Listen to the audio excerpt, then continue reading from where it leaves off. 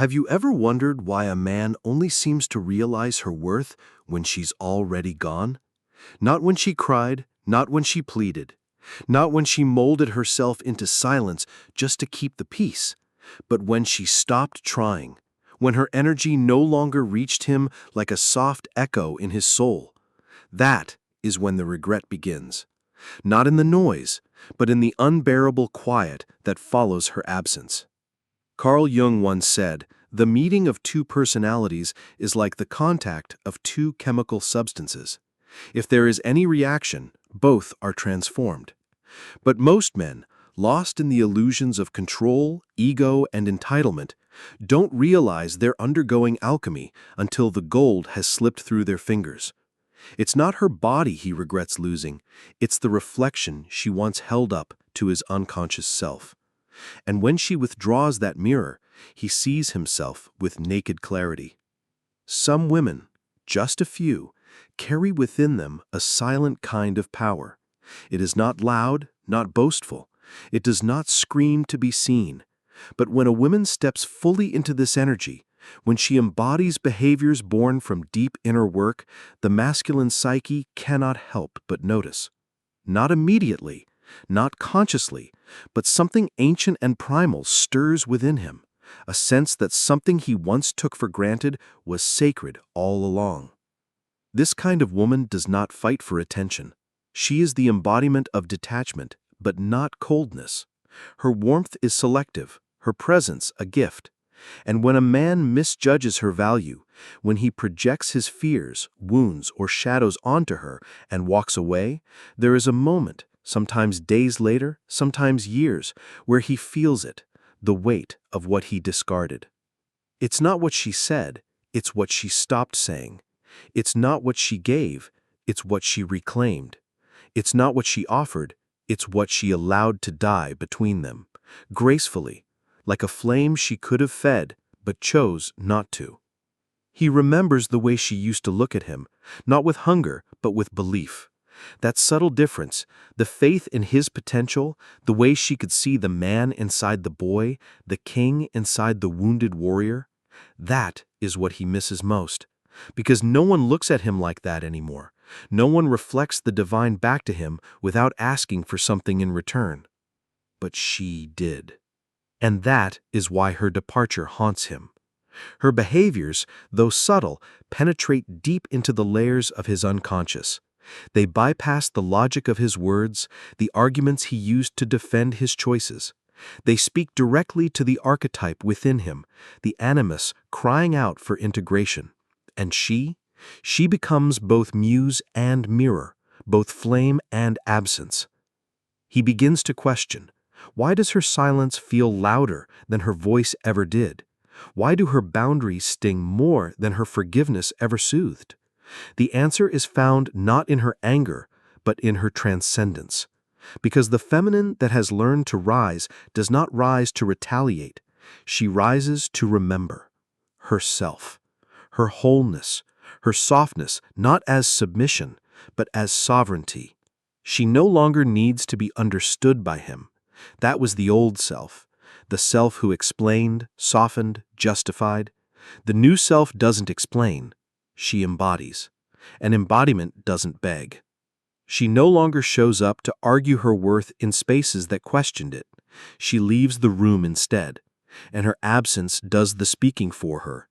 The absence that echoes in his daily rituals, in the messages left unread, in the empty bed that once held the weight of her dreams.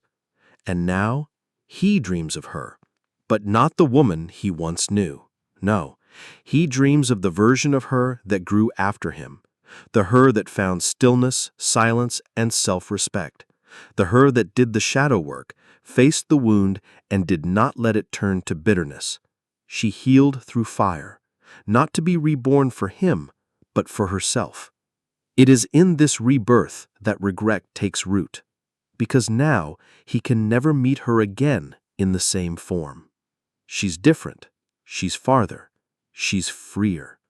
And in that freedom, he sees everything he refused to become when she asked him to rise. He begins to feel the ache in places he didn't know could hurt. It's not physical, not the kind of pain that draws blood, but the kind that shows up in still moments, when the noise fades, when his distractions no longer distract, when the weight of silence lays over his shoulders like an invisible shroud. It's in those moments he meets her ghost, not the ghost of her body, but the ghost of her presence, her patience, her power.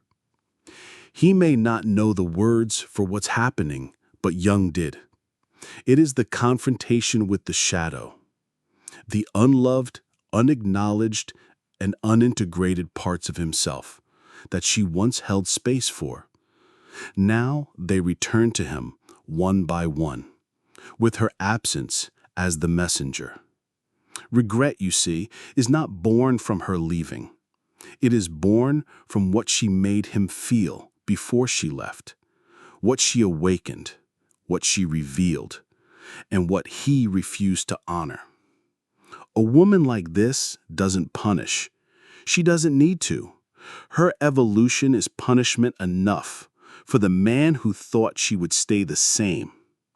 The truth is, she didn't change to hurt him. She changed to save herself. And in that act of salvation, she unknowingly confronts every man who ever underestimated her. He remembers her not in words, but in sensations. The way she used to laugh without needing approval. The way her eyes softened when he was honest, even about his failures. The way she didn't need him, but chose him. That last one haunts him the most, because deep down, every man knows when a woman chooses him from abundance, not lack, from fullness, not fear. And when that kind of woman walks away, it's not because she needs someone else. It's because she no longer needs him, the version of him that wouldn't meet her where she stood. You see, feminine energy in its rawest form is not just nurturing, it is demanding, not through words or ultimatums, but through presence. A woman deeply connected to herself naturally pulls a man toward his higher self, not through control, but by being. And this gravitational pull, it terrifies the immature masculine, because to love her requires growth, to hold her requires strength, and to keep her requires awareness most men never cultivate. He didn't regret losing her the night she packed her things. He regretted it 6 months later when he saw her across a room, glowing, laughing, untouched by the story they once wrote. Regret comes like that, not as a thunderclap, but as a soft, cruel whisper. She no longer looks at you the same. The feminine doesn't destroy, she dissolves. She doesn't scream, she withdraws. And in doing so, she reveals what the masculine feared the most, that she was never his possession, only his reflection. And when he shattered the mirror, he lost access to the parts of himself only she could show him. But don't mistake her grace for passivity. It takes unimaginable strength to walk away with softness, to detach without closure, to choose peace over proving a point. This is not weakness. This is the behavior of a woman who has sat with her shadows and befriended her loneliness. A woman who no longer needs validation from the one who hurt her to confirm her worth. In this, she becomes sacred, not because she's unavailable, but because she's unattached. Unattached to the outcome, unattached to control, unattached to the illusion that a man must choose her for her to choose herself. And he starts to see the depth of what he lost, not because she told him, but because life has a way of bringing the lesson back in different forms, until he learns. In other women, he searches for her essence. He finds pieces, fragments, shadows, but never the whole. Because the truth is, he didn't lose her by accident. He lost her by choice. And regret, when tied to choice, is heavier than guilt. It lingers longer, it cuts deeper. So he walks through his days with a new awareness, a quiet knowing that once he stood before something rare, something real, and he blinked. There comes a time when a man understands that his greatest loss was not a person, it was a portal to growth, to vulnerability, to transformation, and she had been that portal. But he didn't walk through. He stood at the edge, staring into the mirror of her eyes, and chose safety, chose silence, chose ego, chose familiarity over depth. And now, he's trapped in the very comfort that once made him feel powerful. Because when a woman rooted in her feminine essence walks away, she takes with her more than just affection. She takes the possibility, the unspoken promise that she could have been the woman who loved him through his becoming, the one who would have stayed through storms if only he met her in the rain. Carl Jung would say this is the moment of confrontation with the self, the reckoning of unlived life. The man begins to see the version of himself that could have been, had he surrendered to the pull of the feminine rather than resisting it. And this is where the regret festers. Not in the past, but in the future that will never unfold. Because now she no longer needs to speak. Her evolution speaks louder than her voice ever could. She radiates not to be seen, but because she no longer knows how to shrink. She moves with a quiet rhythm that defies time. No longer waiting, no longer asking. She loves again, perhaps, but not like before. Now she loves with discernment, with a slowness that says, I have nothing to prove. And he watches, often from afar, and he feels it, that deep pulling weight in his chest. Not jealousy, not longing, but mourning. He is mourning a version of himself that never came to life, a self she once believed in, a self he now wishes he'd fought for. What makes her unforgettable is not her body. It's not the way she made him feel adored or desired. It's the way she held up a mirror and said, "This is your potential." And now that mirror is gone. Now he must face himself alone. There is no one left to soften the edges, no one to translate his confusion into compassion, no one to make his silence feel less empty. He begins to realize she was a teacher, not in words, but in her way of being. She taught him the weight of presence, the power of restraint, the rare sacredness of being seen without performance. And he regrets, oh, how he regrets, not because he lost her, but because he failed to be with her, fully, completely, naked in spirit. She would have accepted even the broken parts had he offered them honestly. But he gave her the mask, the armor, the avoidance, and now she no longer recognizes him. Not because he changed, but because she did. She now dances with solitude as her partner. She no longer needs to be chosen. She is choosing herself. And this, above all, awakens the final, most devastating regret. He never truly knew her. Not the way she wanted to be known. Not the way he now wishes he had taken the time to understand. He knew the surface, the skin, the sweetness, but not the storm, not the sacred, not the wild, ancient river running beneath her ribcage. And now someone else might. Someone who listens deeper, stays softer, loves cleaner. And he must live with the echo of her, not the sound of her voice, but the absence of it. the silence that now speaks louder than anything she ever said. Because some women don't punish, they transcend. Some women don't explain, they exit.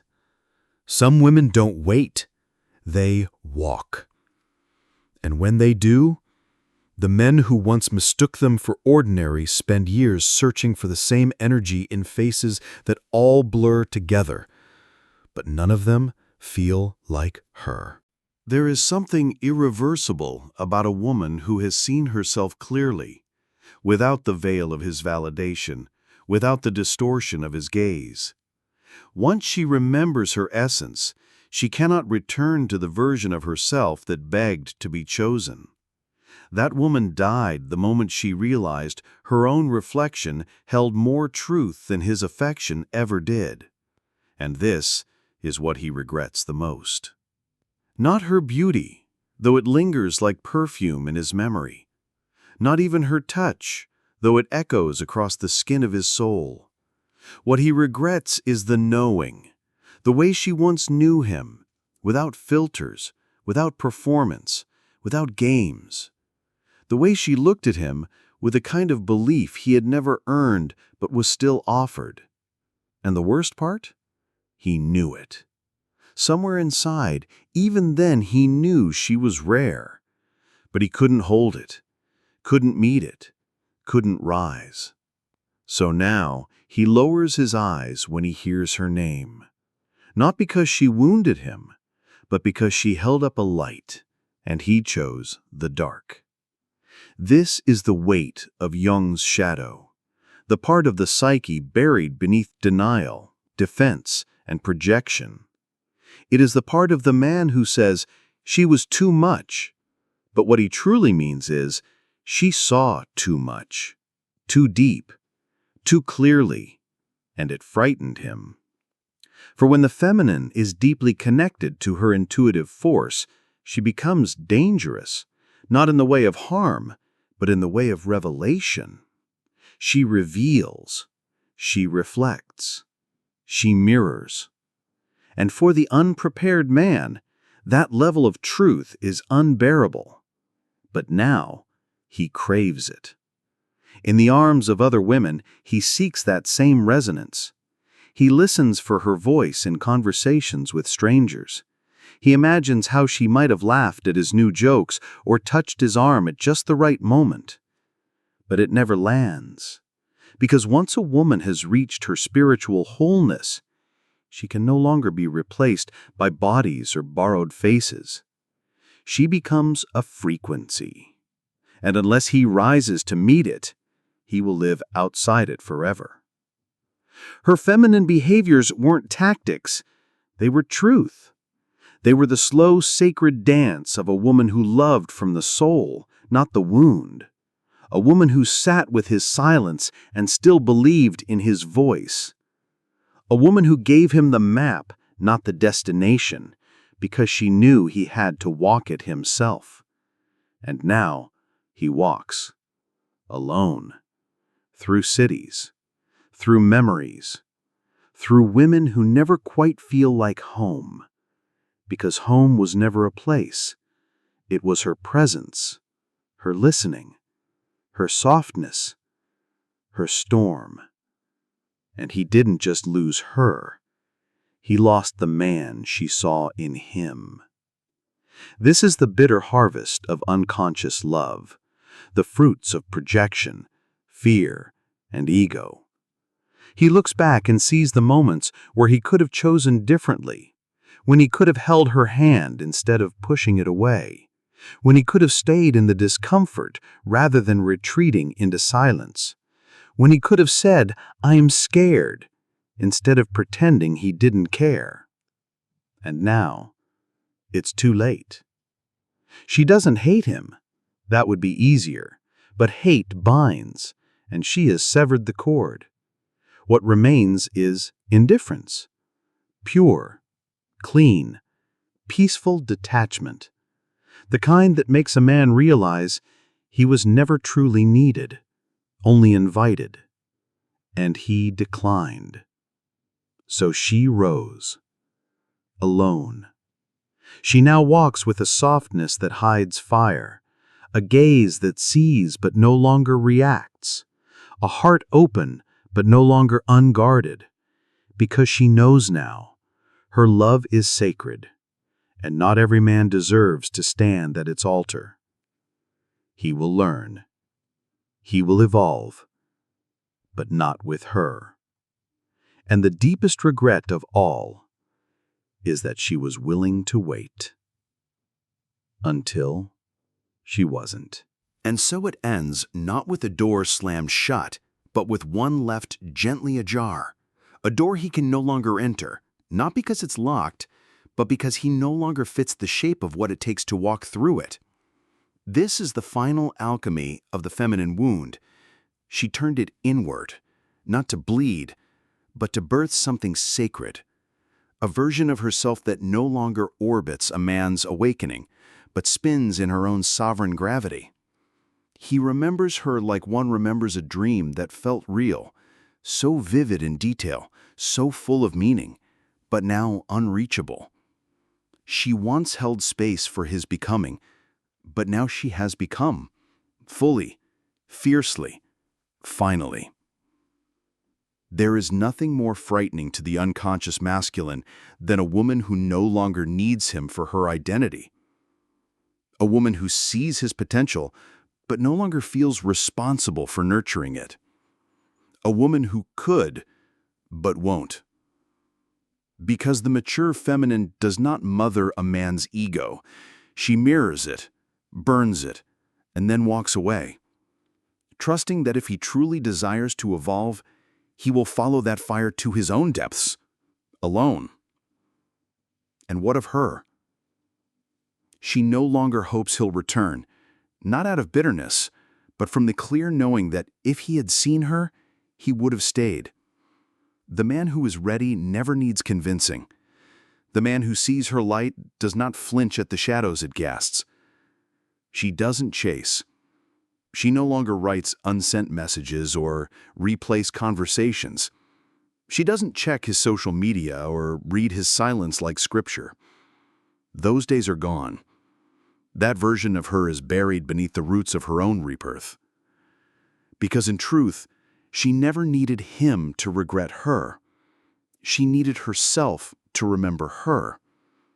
And now she does. Now her steps are slower, but more deliberate. Her words fewer, but more honest. Her boundaries higher, but not out of fear, out of reverence. She doesn't tolerate the half-loved, the almost ready, the emotionally unavailable wrapped in charisma. She sees through the illusion now. She knows the cost of betraying herself, and she will not pay it again.